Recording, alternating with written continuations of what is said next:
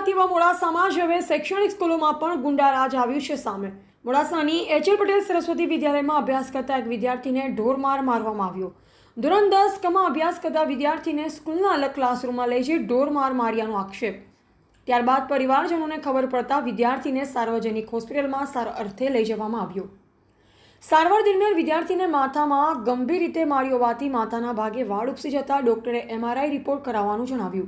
સ્કૂલમાં વિદ્યાર્થીની કોઈ ભૂલના કારણે આચાર્ય પિયુષ પટેલ, હિતેશ પટેલ તેમજ અતુલ પટેલ એવા સ્ટાફ લોકો ભેગા મળી એક તરફ આ વિદ્યાર્થીને માફીપત્ર લખાવે છે તો બીજી તરફ આ આચાર્ય સહિતના શિક્ષકો વિદ્યાર્થીને માર પણ ખવડાવે છે।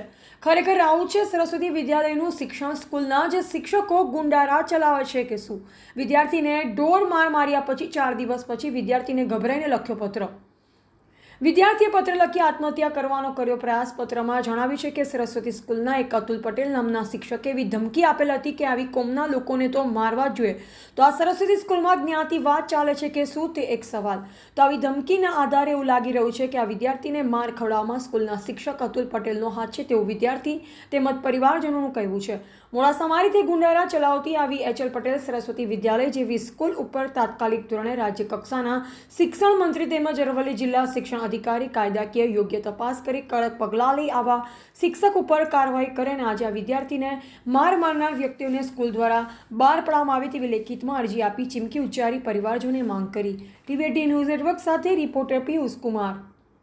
મોડાસાની અંદર સરસ્વતી સ્કૂલની અંદર મારો ભત્રીજો દક્ષ કુમાર નરેશભાઈ પ્રણામી જે અભ્યાસ કરે છે ધોરણ 10 ની અંદર, તો લગભગ 4 તારીખે ગુરુવારના દિવસે સરસ્વતી સ્કૂલની અંદર લગભગ 10 થી 15 જણા આવ્યા અને દક્ષને પહેલા માર માર્યો, પછી એની જોડે માફી પત્ર લખાવડાવ્યો। તો મારા વિદ્યાર્થી મારા જે ભત્રીજો હતો એણે માફી માગી, મારી ભૂલ થઈ ગઈ। માફી પત્ર લખ્યા પછી આ સ્કૂલના ટીચર 2 થી 3 જણા હતા, એમણે કેમેરા વગરનો જે રૂમ હતો એની અંદર આ છોકરાને લઈ ગયા અને ત્યાં છોકરાને ઢોર માર મારવામાં આવ્યો છે અને એવો માર્યો છે કે એના માથાના વાળ પણ ઉઠી ગયા છે અને એને ખૂબ માર મારવામાં આવ્યો છે। પીઠમાં એવો માર્યો હતો કે ગળાની અંદર જે પાણી હતું એ બહાર નીકળી ગયું હતું। બહારથી સ્કૂલની અંદર બહારથી માણસો બોલાયેલા હતા, ટ્રસ્ટ વાળા પણ હતા, પ્રિન્સિપાલ પણ હતા અને સ્કૂલના 2 થી 3 ટીચરો જેમણે ઇન્વોલ્વ હતા એમણે જે બહારથી માણસો આવ્યા હતા, આતંકવાદીઓ જ કહું છું